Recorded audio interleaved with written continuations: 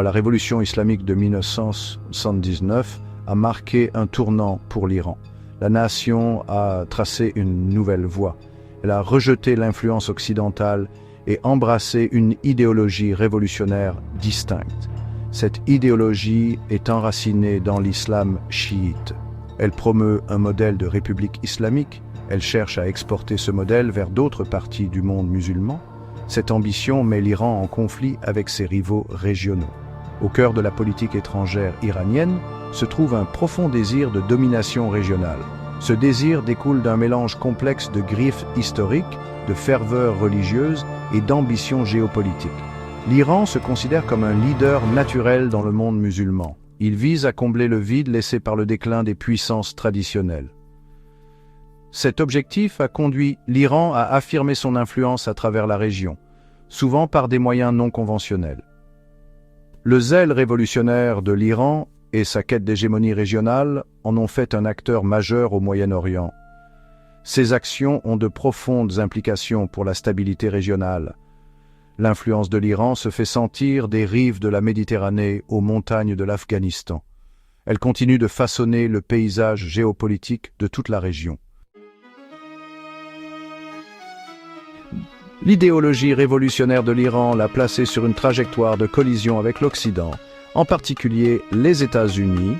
Les États-Unis sont perçus comme l'incarnation de l'influence occidentale. L'Iran considère l'Amérique comme une menace pour son identité islamique et ses ambitions régionales. Cette animosité a des racines profondes. Le coup d'État de 1953, orchestré par la CIA, a renversé le gouvernement iranien démocratiquement élu. Cet événement continue d'alimenter le sentiment anti-américain en Iran à ce jour. Les États-Unis et leurs alliés voient les activités de l'Iran avec suspicion. Ils se méfient du soutien de l'Iran à des groupes considérés comme des organisations terroristes. Ils sont préoccupés par le programme de missiles balistiques iranien. La possibilité que l'Iran développe des armes nucléaires est une source majeure d'inquiétude.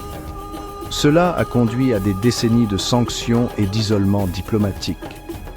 La relation de l'Iran avec Israël est particulièrement tendue. Les deux nations sont enfermées dans une guerre de l'ombre. Il y a des conflits par procuration et des cyberattaques. Ils sont engagés dans un jeu dangereux de politique du bord du gouffre. Israël considère le programme nucléaire iranien comme une menace existentielle. L'Iran, à son tour, considère Israël comme un État illégitime. Il soutient des groupes voués à sa destruction. Ce réseau complexe d'alliances et de rivalités a transformé le Moyen-Orient en poudrière. Le risque d'erreur de calcul est élevé. N'importe quelle étincelle pourrait déclencher une conflagration régionale. L'Iran a perfectionné l'art de la guerre asymétrique. Il ne possède pas la puissance militaire conventionnelle de ses adversaires.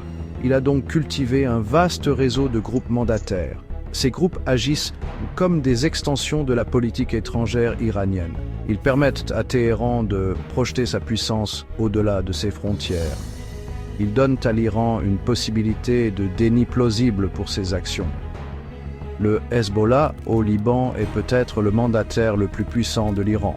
C'est une milice bien armée et bien entraînée. Le Hezbollah a mené de nombreux conflits avec Israël. Il joue également un rôle important dans la politique libanaise. Le Hamas et le djihad islamique dans la bande de Gaza sont d'autres mandataires iraniens clés.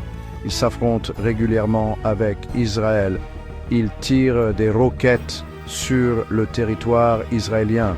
Au Yémen, l'Iran soutient les rebelles Houthis. Ils sont engagés dans une guerre civile brutale avec le gouvernement soutenu par l'Arabie saoudite. L'Iran soutient également les milices chiites en Irak et en Syrie. Elles ont joué un rôle crucial dans la lutte contre Daesh.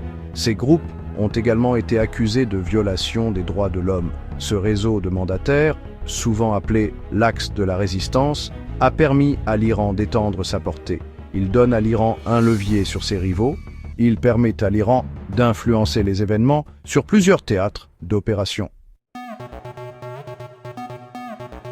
Le programme nucléaire iranien est une source de préoccupation internationale depuis des décennies. L'Occident craint que l'Iran ne développe secrètement des armes nucléaires. L'Iran insiste sur le fait que son programme nucléaire est uniquement à des fins pacifiques. La vérité reste insaisissable. En 2015, le plan d'action global commun ou JCPOA a été signé. Cet accord historique visait à freiner les ambitions nucléaires de l'Iran. Il imposait des limites strictes aux activités d'enrichissement d'uranium de l'Iran. Il imposait un régime d'inspection rigoureux. En échange, les sanctions économiques paralysantes ont été levées. Cependant, le JCPOA a commencé à s'effilocher en 2018. Le président Trump a alors retiré les États-Unis de l'accord. Il a réimposé des sanctions. Cette décision a été profondément impopulaire auprès des alliés européens. Ils ont soutenu que le JCPOA fonctionnait. L'Iran a réagi au retrait américain en dépassant progressivement les limites fixées par l'accord. L'avenir du JCPOA reste incertain. Les efforts pour relancer l'accord sont au point mort. L'Iran continue d'enrichir de l'uranium à des niveaux proches de ceux nécessaires à la fabrication d'armes. Le risque d'une course aux armements nucléaires au Moyen-Orient est important.